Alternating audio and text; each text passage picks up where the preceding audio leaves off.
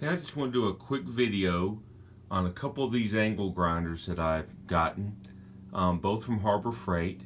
This one is a little cheaper one. I think it's normally like $14, and I think sometimes they may even have on special for $10. This one I primarily have a cutting. I use the cutting disc on that I buy at Harbor Freight.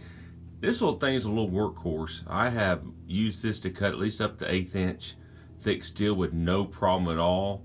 Worked the heck out of it. I actually have used it to grind aluminum, which really is tough because this blade will start mucking up on you and it melts aluminum. And I've actually cut 3/16 inch with it.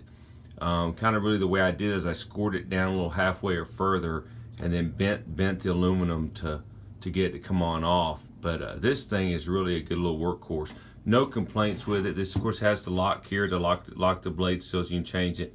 And what I do like about it is this will lock in place and lock in the on position for you. Really like it. No complaints all about this. This is a nice little grinder too. It's the next step up on the grinder. I think this might have been $20 or something when I bought it years ago.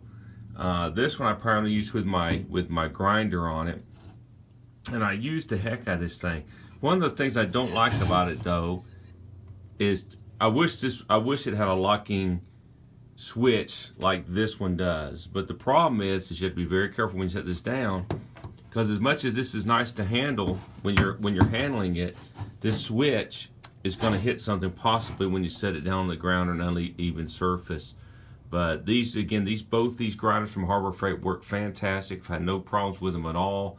I would not be hesitant on buying another one, which I might do if I can find one of these where I can actually put the wire brush on it that works on the thing. Most of the time these wire brushes you see for these 4.5 inch grinders, it's just too tight and they won't spin in here. But if I can find one that works, I'm gonna pick up another one, probably one like this one here, and use it with the wire brush feature on it.